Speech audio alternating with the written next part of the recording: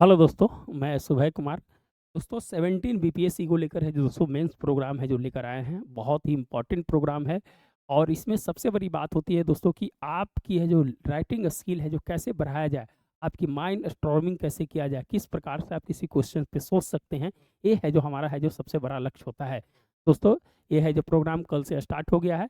आप भी है जो इसमें जुड़ सकते हैं। टेलीग्राम लिंक है जो बताएंगे, वहाँ से आप है जो सीधे स्कैन करके जो ग्रुप में आइए और वहाँ है जो अपडेट है जो प्राप्त कीजिए। तो 17 बीपीएससी मेंस को लेकर है दोस्तों है जो प्रोग्राम है जो स्टार्ट हो गया। आप भी है जो इससे जुड़ सकते हैं। कल से है जो दोस्तों है जो कल फर्स्ट क्वेश्चन था, आज है सेकंड क्वेश्चन है। 17 BPSC special class current affairs GS 1 और जीएस 2 दोनों के लिए है जो दोस्तों है जो क्वेश्चन है जो दिया जा रहा है। सबसे पहला है जो दोस्तों कि आप है जो लाइक एंड सब्सक्राइब है जो जरूर करें चैनल को। सब्सक्राइब करने से हमारा मनोबल भी बढ़ता है दोस्तों, काम करने की है जो क्षमता और है जो दुगनी हो जाती है। तो उम्मीद करते हैं कि आप है जो इसमें जो जरूर साथ दीजिएगा। चलिए हमें जो आगे बढ़ते हैं। ये है जो टेलीग्राम लिंक है दोस्तों, आप टेलीग्राम लिंक पर इसको स्कैन करके वहाँ पर जुड़ सकते हैं। स्टडी ब्रेन है जो चैनल का नाम है, और पीटी स्पेशल बैच भी है जो इसमें चल रहा है दोस्तों। चलिए आज का जो क्वेश्चन है जीएस 1 जीएस 2 को और सभी चीज़ इसमें ज्योग्राफी भी है, हिस्ट्री भी है, पॉलिटी भी है, इकोनॉमिक्स भी है, सब का है जो समागम है। आज का चैप्टर बहुत इंपॉर्टेंट है, लास्ट तक है जो जरूर देखिएगा इसको। तो उम्मीद करते हैं कि आप है जो कलम कॉपी लेकर, बहुत इंपॉर्टेंट है, कलम कॉपी लेकर बैठिएगा। और अगर पीडीएफ चाहिए तो आप है जो ग्रुप में आकर है जो आपको मिल जाएगा। पहला क्वेश्चन, दूसरा क्वेश्चन है दोस्तों, सन 1972 की यात्रा की शुरुआत पर्यावरणविद और राजनेताओं का एक संगम था।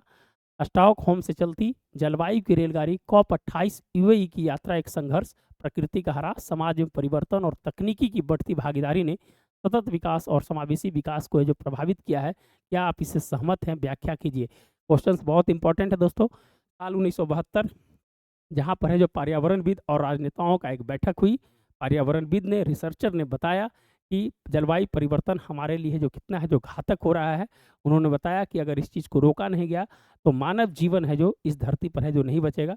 तो निश्चित रूप से उसको जितने भी देश के राष्ट्राध्यक्ष थे, उस समय भारत के प्रधानमंत्री 1972 में है जो इंदिरा गांधी थी, वो भी है जो इसमें है जो शिरकत की थी दोस्तों, स्टॉकहोम में और गई थी। और उसके बाद भारत में है जो पर्यावरण संरक्षण के लिए बहुत सारे है जो कानून वहाँ से स्टार्ट होते हैं। 1972 से वन्य जीव अभ्यारण्य आप जानते हैं। तो थोड़ा सा है जो इस ओवरव्यू करेंगे। COP 28 तक है जो दोस्तों है जो बैठक हो चुकी है। COP 1 से COP 28 तक है जो हम लोग आ गए हैं। COP 1 1995 में स्टार्ट हुआ था दोस्तों, और COP 28 जो अभी हुआ है यूएई में। और COP 29 है जो कहाँ पर होगा, वो है जो अजरबैजान में होगा। कहाँ पर? अजरबैजान में होगा। तो इस पर सब पर चर्चा करेंगे, बहुत इंपॉर्टेंट है। तो जल्दी से सब्सक्राइब है जरूर कर दीजिएगा दोस्तों। चलिए तो आज के जो क्वेश्चन समझ गए ना, क्वेश्चन है कि स्टॉकहोम में जो बैठक हुई थी उसके बाद किस प्रकार से हमारी प्रकृति जो ह्रास हुआ है, समाज में परिवर्तन आया है, जिससे कुछ वर्ग का समावेशी विकास नहीं हुआ है, उस पे है जो इस क्वेश्चन को है जो पूरा है जो हम पॉइंट आउट करेंगे। और क्या लिखना है नहीं लिखना है भूमिका के साथ है जो आपको है जो बताने का है जो प्रयास करेंगे। लास्ट तक वीडियो को जरूर देखिएगा। चलिए अब इसके है जो भूमिका पर आते हैं दोस्तों। आप जानते हैं कि पर्यावरण को लेकर है जो सबसे पहली बात जो है, औद्योगिक क्रांति के समय से जब हमारा इंडस्ट्रियल रेवोल्यूशंस हुआ, आईआर फर्स्ट हुआ, तो उसमें है जो भाप का इंजन और कोयले का प्रयोग है दोस्तों है जिसमें इसमें महत्वपूर्ण था। आप जानते हैं कोयले ऊर्जा के रूप में है जो काम कर रही थी, और इंजन जो है दोस्तों तकनीकी क्षेत्र में है जो बढ़ते हुए विकास को है जो दिखा रहा था। तो पर्यावरण और विकास की वहाँ भी चर्चा होती थी, और यहाँ भी है जो वर्तमान समय में चर्चा हो रही है। लेकिन इसका समाधान है जो दोस्तों अभी तक है जो नहीं निकाला गया है। अगर इसका समाधान नहीं निकाला गया तो आने वाली जो पीढ़ी है वो है जो इसकी है जो भुगतेगी, और हम लोग तो निकल जाएंगे, लेकिन जिनके लिए हम लोग कुछ छोड़े नहीं है उनको है जो यहाँ पर है जो समस्या होगी। ये है जो सतत विकास का जो मेन कंसेप्ट होता है ये होता है, और समावेशी विकास का जो कंसेप्ट होता है जिसमें सभी वर्गों के साथ है जो विकास की जो बात किया जाता है, चाहे ऊंचा हो, चाहे नीचा हो, चाहे अमीर हो, चाहे गरीब हो, सभी धर्म के लोग, सभी जितने भी है जो पृथ्वी पर लोग हैं, सभी को है जो समान है जो उदय की है जो बात करता है, वो है जो होता है समावेशी विकास होता है, इंक्लूसिव ग्रोथ है जो उसको कहते हैं। चलिए तो आज के जो भूमिका की हम बात करेंगे, भूमिका क्या कहता है उस पर है जो इंपॉर्टेंट है जो चर्चा करेंगे।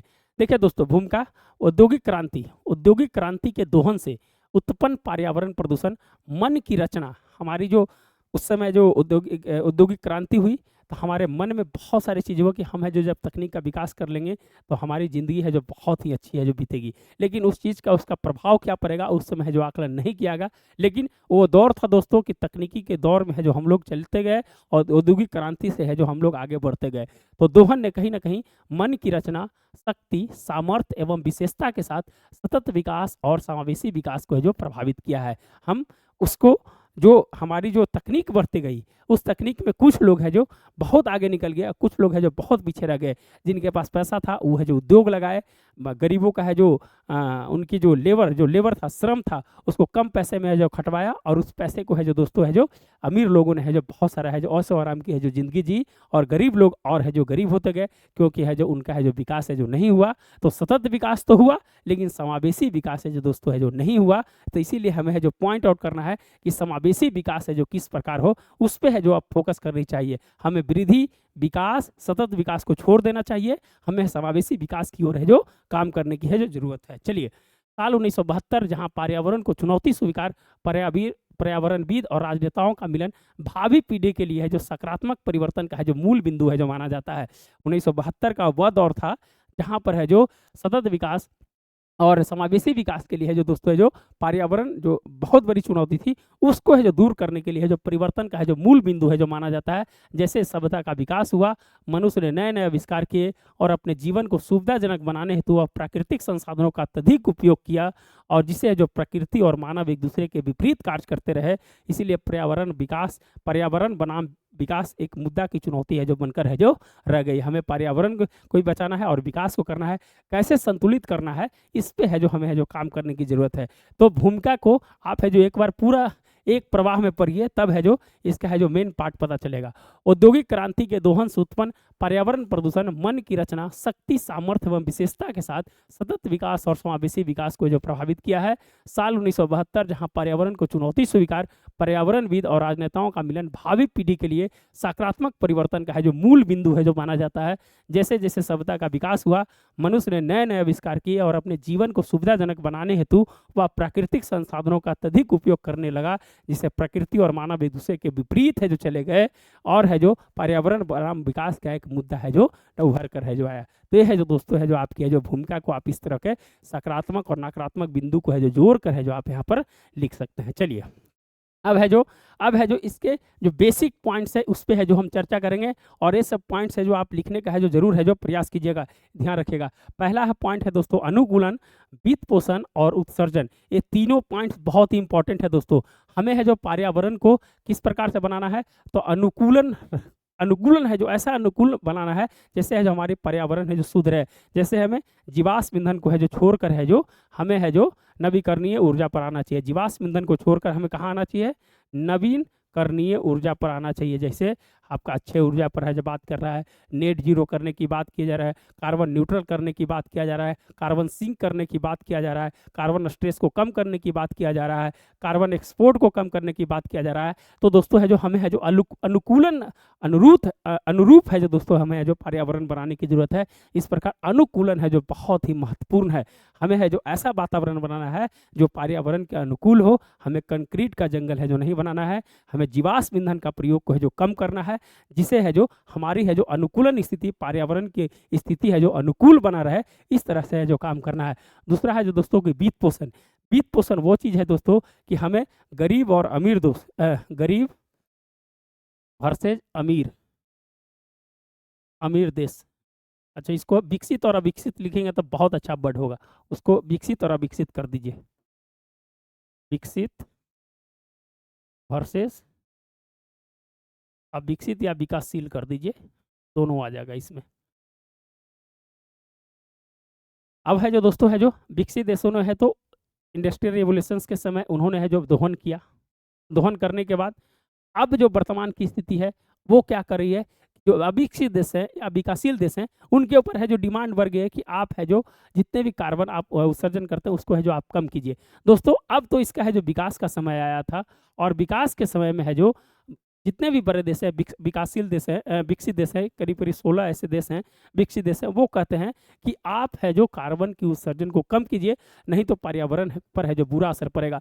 तो दोस्तों है जो इसमें है जो वित्त पोषण की सबसे बड़ी है जो भूमिका हो जाती है, क्योंकि इनके पास पैसा की कमी है दोस्तों, पैसा की कमी है। दूसरा चीज़ कि इनके पास है जो इंफ्रास्ट्रक्चर की कमी है, इंफ्रास्ट्रक्चर की कमी है। जब इंफ्रास्ट्रक्चर की कमी है तो किस प्रकार से है जो दोस्तों है जो ये जीवाश्म ईंधन को छोड़कर है जो सौर इंजन और बहुत सारे जो है हाइड्रो हाइड्रो हाइड्रो जो है हाइड्रो होता है, जिस पे जो है जो काम करने की ज़रूरत है।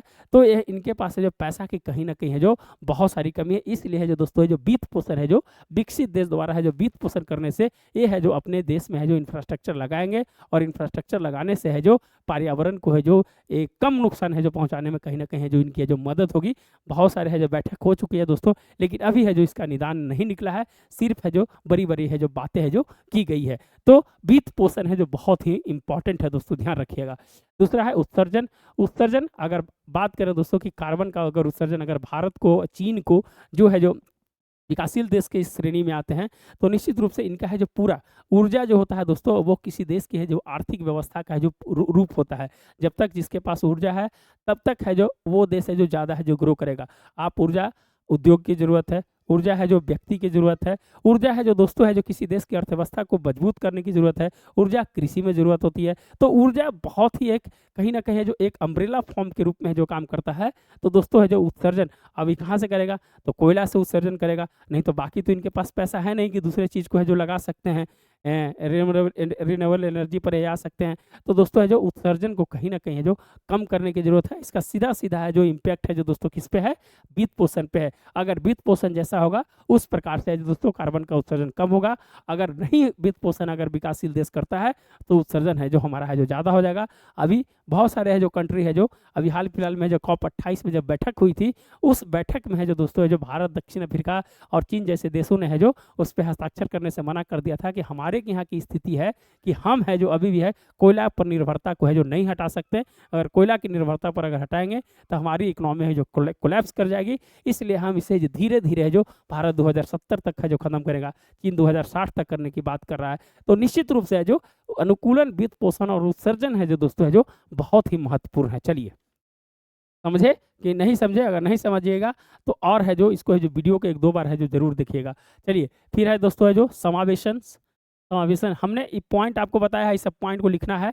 समावेशन, समावेशी विकास, global stock take, green credit initiative, loss and damage fund, carbon sink, carbon stress, carbon zero, carbon export और कार्बन टैक्स। ये सब वर्ड है जो दोस्तों है जो आप अपने मेंस के एग्जाम में है जो लिखने का है जो जरूर प्रयास कीजिएगा। हमने समावेशी विकास की जो चर्चा है जो कर दी है। दूसरा है ग्लोबल स्टॉक टेक। अब है जो दोस्तों जो ग्लोबल स्टॉक टेक ये कहता है कि आपके यहाँ जो है जो कार्बन की जो उत्सर्जन हो रही है, वो उत्सर्जन की दर है जो आप उस पर निगरानी कर रहे हैं कि नहीं कर रहे हैं। या तो आपने बोल दिया कि 2070 तक हमें जो ख़त्म कर देंगे, लेकिन अभी भी है जो दोस्तों है जो कोयले का है जो प्लांट है जो आपके यहाँ लगाया जा रहा है। तो बहुत सारे चीज़ है अजरबैजान में होने वाला है, और अजरबैजान के कुछ दिन पहले न्यूज़ देखे होंगे कि वहाँ पर है जो कोयले से है जो निर्मित है जो ताप सेंटर है जो बनाया जा रहा है। तो वह है जो कॉन्ट्राडिक्शन हो जाता है, वहाँ पर एक दूसरे की विरोधाभास की स्थिति बन जाती है। इसलिए दोस्तों ग्लोबल स्टॉक टेक आपका किस प्रकार से कम हो रहा है, ये है जो आपको देखने की ज़रूरत है। तो भारत है दोस्तों है जो प्रति व्यक्ति है जो कार्बन उत्सर्जन की दर बहुत कम है, क्योंकि यहाँ की जनसंख्या बहुत ज़्यादा है। इसी प्रकार है जो दोस्तों आप देख सकते हैं कि अमेरिका का और चीन का बहुत ज़्यादा है जो कार्बन उत्सर्जन है आज भी है, लेकिन वो कहता है कि इसको विकासशील देश को कि भाई आप कार्बन को उत्सर्जन को कम कीजिए। अरे भाई तुम तो पहले कर लिया, अब है जो हम अगर करेंगे तो हम भूखमरी के कगार पर आ जाएंगे, हमारे पास बिजली कहाँ से आएगी। तो ग्लोबल स्टॉक टेक कहता है कि आपकी कार्बन उत्सर्जन की दर है जो आप कितना पहुंचे हैं, आप उसको कम किए हैं कि नहीं किए, आप है जो उसका है जो आकलन है जो करते रहिए। ये है जो दोस्तों है जो इस बार है जो वर्ड है जो ग्लोबल स्टॉक टेक है जो इस बार है जो वर्ड COP28 में दिया गया था। ग्रीन क्रेडिट इनिशिएटिव, ये है जो दोस्तों पर्यावरण में सकारात्मक बदलाव किस प्रकार हो।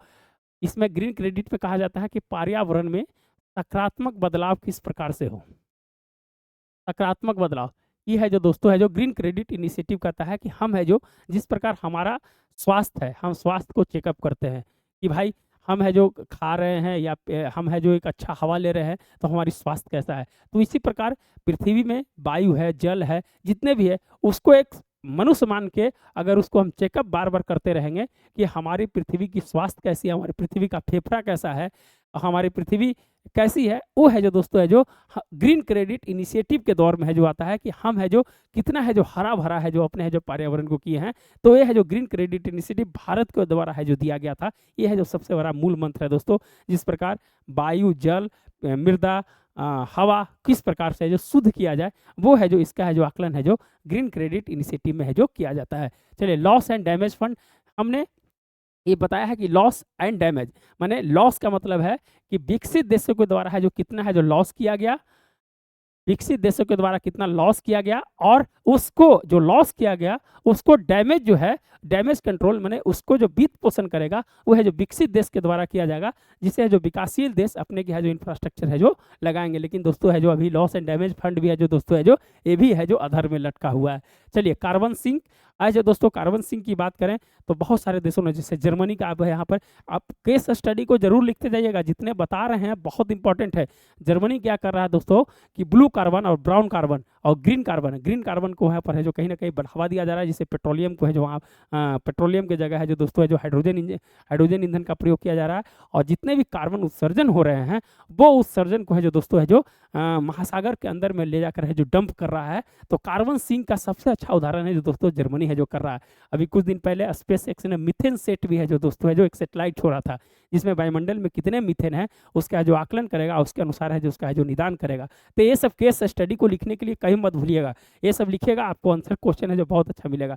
कार्बन स्ट्रेस, कार्बन से जितने उत्सर्जन हो रहे हैं तो उससे है जो दोस्तों है जो क्या होगा, मीथेन निकल रहा है, कार्बन डाइऑक्साइड निकल रहा है, कार्बन मोनोऑक्साइड निकल रहा है, सल्फर निकल रहा है, बहुत सारी चीज़ें हैं जो निकल रहा है। तो उससे क्या है कि मनुष्य के स्वास्थ्य को है जो सीधा है जो प्रभाव है जो डाल रहा है।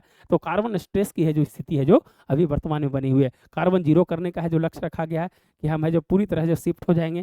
कार्बन एक्सपोर्ट, हम है जो दोस्तों है जो भी है जो पराली जलाते हैं या धान उपजाते हैं तो धान के मीथेन है जो बहुत ज़्यादा निकलता है। तो वो है जो दोस्तों जितना अगर हम ज़्यादा उत्पादन करेंगे तो वो है जो हम बाहर अगर भेज रहे हैं तो उसके साथ है जो कार्बन भी भेज रहे हैं, चाहे इस्पात बना रहे हैं चाहे एल्युमिनियम बना रहे हैं, तो है जो दोस्तों वहाँ पर है जो कार्बन एक्सपोर्ट कर रहे हैं। तो इसको भी है जो कम करने की जरूरत है।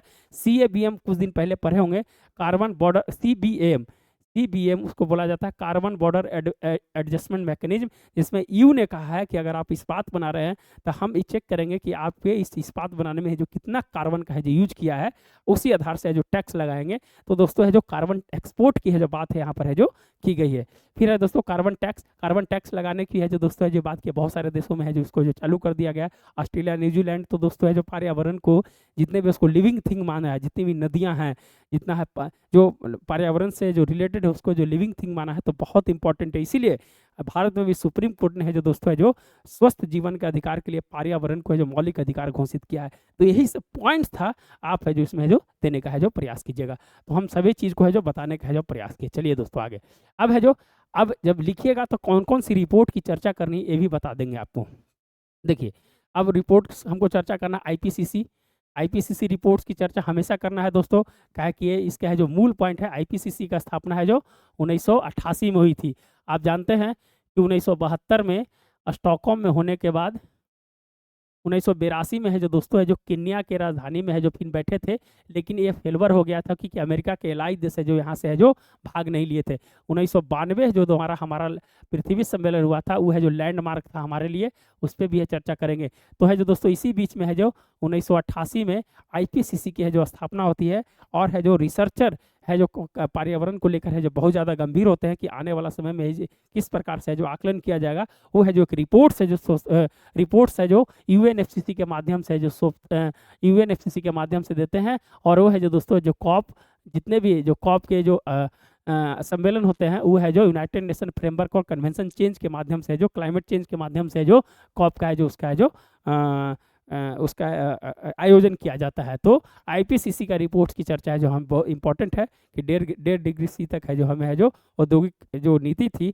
उस नीति के तहत है जो जितना हमने कार्बन उत्सर्जन कर गया उसके 1.5 डिग्री सेल्सियस तक है जो हमें है जो कंट्रोल करना, नहीं तो अगर आगे बढ़ जाएगी तो आने वाला समय में है दोस्तों बहुत सारी है जो समस्या है जो उत्पन्न हो जाएगी। दूसरा है ग्रीन पीस रिपोर्ट्स, हरा भरा है जो आपको करना है, ग्रीन पीस रिपोर्ट की चर्चा करनी है। दूसरा मौसम और जलवायु जोखिम रिपोर्ट्स, जो भी है जो मौसम और जलवायु मौसम अल्पकालिक होता है दोस्तों, जलवायु है जो दीर्घकालिक होता है, कैसे प्रभाव पड़ता है इस पर चर्चा करेंगे। मौसम है दोस्तों ताप, दाब, वायु, वर्षा और आर्द्रता, ये है जो दोस्तों है जो इसका आकलन करेंगे कैसे है जो चेंज हो रहा है। और अगर जलवायु की बात करें दोस्तों तो 0 से 35 वर्ष में है जो क्या परिवर्तन होता है, उस जलवायु में है जो हम है जो उसकी चर्चा करते हैं। तो मौसम और जलवायु जोखिम रिपोर्ट्स भी चर्चा करना है। पारिस्थितिकी संतुलन के लिए है जो दोस्तों जो रिपोर्ट्स आती है, अभी हाल फिलहाल में है जो रिपोर्ट्स आया था कि महासागरीय में अगर 85 से 86% है जो उत्तरी अमेरिका, जो प्रशांत महासागर के उत्तर और दक्षिण अमेरिका का जो क्षेत्र है, उसमें है जो दोस्तों स्पीसीज की संख्या है जो बहुत कम गई है। उसमें बहुत सारे रिपोर्ट्स थे, उसमें वो है जो आपको है जो छोटा सा है जो लिख देना है। तो पारिस्थितिकी संतुलन के लिए जो रिपोर्ट्स आती है उसको लिखना है। आपदा रिपोर्ट, जो बार बार जो हमारा भूकंप आता है, चाहे बाढ़ आता है, चक्रवात आते हैं, तो भी है जो दोस्तों कहीं ना कहीं मौसम परिवर्तन से होता है, पर्यावरण को सीधा सीधा इफेक्ट करता है। तो उस रिपोर्ट की भी चर्चा करना है। वन रिपोर्ट्स, हमारा है जो वन कितना % होना चाहिए, इस पे भी है जो चर्चा है जो दोस्तों है जो करना है। वायु गुणवत्ता, एयर क्वालिटी इंडेक्स किस प्रकार से है, इस रिपोर्ट्स पे चर्चा करना है। मिट्टी गुणवत्ता रिपोर्ट्स, आप जानते हैं कि प्रभाव तो पड़ेगा, अब मिट्टी का तो प्रभाव पड़ेगा ना यहाँ पर, तो मिट्टी गुणवत्ता रिपोर्ट्स भी है जो आप है जो उसमें एक एक लाइन है जो लिखने का प्रयोग कीजिएगा। और एनजीटी, इसके लिए है जो ट्रिब्यूनल्स बनाए गए हैं, नेशनल ग्रीन ट्रिब्यूनल्स, क्या है जो करना है, सरकार, भारत सरकार करती है, उस पर भी थोड़ी सी है जो चर्चा है, जो एनजीटी की भी चर्चा है जो हमें जो करनी पड़ेगी। चलिए आगे है कि कुछ जजमेंट है दोस्तों पर्यावरण को लेकर, एक दो जजमेंट्स की भी है चर्चा। लिखते समय हमें है जो सभी बातों का है जो ध्यान रखना पड़ेगा। सुभाष कुमार बनाम बिहार राज्य अन्य भारत का सर्वोच्च न्यायालय, इस पे है जो थोड़ी सी है जो यह है जो बोकारो में जो नदी थी उस पे है जो प्रदूषण बढ़ रहा था, उसके लिए है जो उन्होंने है जो एक PIL डाला था, सुभाष कुमार बनाम बिहार राज्य। इस पे है जो थोड़ी सी एक दो पॉइंट से जो लिखने का है जो प्रयास कीजिएगा। और उसको माना था कि आर्टिकल 21 जो जीवन जीने का जो अधिकार है, वो है जो कितना महत्वपूर्ण है पर्यावरण से, वो है जो सुभाष कुमार बनाम बिहार राज्य में भी है जो इसकी है जो चर्चा की गई थी। तो आप है जो जरूर है जो उसको लिखने का प्रयास करें। दूसरा, समित मेहता बनाम भारत संघ राष्ट्रीय हरित न्यायाधिकरण, इसमें भी है जो दोस्तों है जो पर्यावरण कितना इंपॉर्टेंस है उसके लिए है जो इसमें भी है जो चर्चा है जो की गई थी। तो ये 2-3 जजमेंट है जो लिखने के अगर बात कीजिएगा। अगर आपदा के लिए अगर बात करना है दोस्तों, तो जो भोपाल गैस कांड का जो केस हुआ था उसको भी है जो लिख सकते हैं। संवैधानिक पक्ष की अगर बात करें दोस्तों, तो मौलिक अधिकार, नीति निर्देशक और मौलिक कर्तव्य में है जो दोस्तों जो पर्यावरण की है जो चर्चा की गई है। तो हमें है जो सभी पक्षों को लिखने की जरूरत है। हिस्ट्री, सिविक, ज्योग्राफी जितना है सब है जो लिखने का है जो प्रयास करना चाहिए। चलिए अब इसके प्रभाव क्या क्या पड़ेंगे इस पे जो थोड़ी चर्चा करेंगे। तो असमानता है जो दोस्तों जो पर्यावरण बढ़ाया है, आप जानते हैं हमने है जो बताया था इंडस्ट्रियल रेवोल्यूशंस में किस प्रकार से जो पुरुष और महिला के बीच में असमानता को बढ़ाया, और आज तक है जो कहीं ना कहीं है जो इस चीज़ को है जो देखने के लिए मिला। खाद्यान्न संकट, पर्यावरण ने खाद्यान्न संकट को भी है जो बढ़ाया है दोस्तों। जीडीपी में कमी, अर्थव्यवस्था कम, मौसम खराब होगा, वर्षा कम होगा, हमारा खाद्यान्न कम होगा, तो निश्चित रूप से जीडीपी में भी उसका है जो प्रभाव पड़ेगा। इससे तो हमारा थर्ड सेक्टर सबसे ज़्यादा काम करता है, लेकिन कृषि हमारा मूल चीज़ है दोस्तों, तो वो भी है जो उसका प्रभाव पड़ेगा। स्वास्थ्य, हमने बताया कि स्वास्थ्य संकट कैसे बढ़ता है, बहुत सारी है जो वायरस, एयर में किस प्रकार से जो पार्टिकल्स PM2.5 है जो तैर रहे हैं दोस्तों, जो हमारी फेफड़ा को जो सीधे सीधे जो इफेक्ट करता है पराली जलाने से। तो आप जानते हैं अभी हाल में एम्स का रिपोर्ट्स भी आया था कि 37 से 38% लोग है जो सिर्फ है जो फेफड़े की बीमारी से जो ज़्यादा है जो हमारे के यहाँ आ रहे हैं। तो स्वास्थ्य भी कहीं ना कहीं है जो इसका है जो प्रभाव डाला है दोस्तों। इसीलिए हमारे दो जैसी है जो तकनीक अपनाने की है जो बात है जो कही जा रही है। संकट, स्वास्थ्य संकट, हमने जेंडर रोजगार में है जो भिन्नता हो रही है। हरित नौकरी एवं महिलाएं, आप जानते हैं कि अभी वर्तमान में महिलाओं को आप अगर मान लीजिए कि खाना बनाने के क्षेत्र में वो काम करती हैं, तो दोस्तों है जो अगर है जो किसी प्रकार का अगर तकनीक आता है, तो तकनीक में है जो दोस्तों महिलाओं को है जो उससे जो जोड़ा नहीं जाता है, सबसे पहले जो पुरुष को जोड़ा जाता है। तो इसमें है जो जेंडर रोजगार में भी भिन्नता है जो देखी गई है। तो पर्यावरण है जो उसका सीधा सीधा इफेक्ट है जो उससे है जो पड़ता है। तकनीक से प्रभाव हमने जो चर्चा कर दिया दोस्तों। वायरस और बैक्टीरिया का प्रभाव है धीरे धीरे बढ़ रहा है। आप है जो अंटार्कटिका क्षेत्र में आप देखते हैं कि जैसे जो ग्लेशियर पिघल रहा है, तो बहुत वर्षों से जो वायरस जो है वो है जो दोस्तों जो जिंदा हो रहा है। अभी कुछ दिन पहले एक रिपोर्ट्स आई थी कि है जो आने वाला समय में है जो दोस्तों वायरस और बैक्टीरिया की संख्या है जो बढ़ सकती है, जिस प्रकार है जो जलमग्न धीरे धीरे जो ग्लेशियर है जो पिघल रहे हैं, उससे जो तापमान है जो दोस्तों जो अनकंट्रोल होते जा रहा है, गर्मी है जो बढ़ती जा रही है, लू बढ़ती जा रही है, तो इसका भी प्रभाव है जो कहीं ना कहीं है जो पड़ रहा है। जो जंगल में आग की घटना है जो आप है जो हमेशा देखते होंगे दोस्तों, उत्तराखंड में तो हमेशा है जो कहीं ना कहीं है जो आग लगा हुआ रहता है, तो बहुत इंपॉर्टेंट था। चलिए 1992 में पर्यावरण प्लस तकनीक साथ साथ है जो काम कर रहा था, उस पर चर्चा करेंगे। जलवायु परिवर्तन, जैव विविधता, अब जानते हैं दोस्तों कि जो पृथ्वी का है जो सबसे ज़्यादा भाग है जो कौन सा है, तो उस महासागर है दोस्तों। तो जैव विविधता है जो सबसे ज़्यादा है जो वहाँ पाई जाती है, तो उसको भी है जो हमें है जो बचाना है। सतत विकास पे हमने चर्चा कर लिया। वन प्रबंधन है जो कैसे करना है, इस पे भी है जो हमने बात किया। मरुस्थल को रोकना है दोस्तों, आर्टिकल 243 के जेड जी, जिसमें है जो दोस्तों पंचायती राज के बारे में है जो कहा गया है, उसमें जिला नियोजन समिति है जो बनाकर है जो इसे मरुस्थल को रोकने की है जो बात भी है जो उसमें की गई है। तो सभी पक्ष को है जो देखकर है जो आपको है जो लिखने का है जो प्रयास करना है। अब कुछ टाइम लाइन आता है दोस्तों, ये हिस्ट्री थोड़ा है उसको है जो थोड़ा समझ लेते हैं, इंपॉर्टेंट रहेगा। तो सबसे पहले दोस्तों 1886 में आर्हेनियस ने सबसे पहले कोयले से CO2 उत्सर्जन से ग्रीन हाउसेस गैसेज है जो बढ़ने की है जो आशंका है जो उन्होंने सबसे पहले की थी। फिर दोस्तों 1964 में सबसे पहले CO2 उत्सर्जन से दुनिया को है जो आगाह किया था। उस समय अमेरिकी राष्ट्रपति लिंडन, अमेरिकी राष्ट्रपति कौन थे, लिंडन थे, कौन थे, लिंडन थे, लिंडन थे। उन्होंने आगाह किया कि आने वाला समय है जो अगर इस समय अगर आप लोग नहीं अगर इसको कंट्रोल कीजिएगा तो ये है जो विस्फोट कर जाएगा। तो उन्होंने 64 में है जो CO2 उत्सर्जन को है जो दोस्तों जो दुनिया को है जो आगाह किया था। फिर है जो 1972 में स्टॉकहोम सम्मेलन होता है, 1992 में पृथ्वी सम्मेलन होता है, 1995 में COP1 होता है दोस्तों, 2015 में COP20 2015 होता है, और 2028 में है जो दोस्तों जो UAE में है जो COP28 है जो होता है। तो दोस्तों ये है जो दोस्तों है जो पूरा है जो आपका इससे रिलेटेड जितने भी पार्ट्स थे जो हमने बताने का प्रयास किया। उम्मीद करते हैं कि आपको है जो ज़रूर है जो इसमें है जो समझ में आया होगा, और आप है जो सब्सक्राइब जरूर करें चैनल को। इम्पॉर्टेंट ये लेक्चर था दोस्तों। तो कल फिर नए टॉपिक के साथ है जो मिलेंगे, और मिलते हैं दोस्तों नए वीडियो के साथ। धन्यवाद।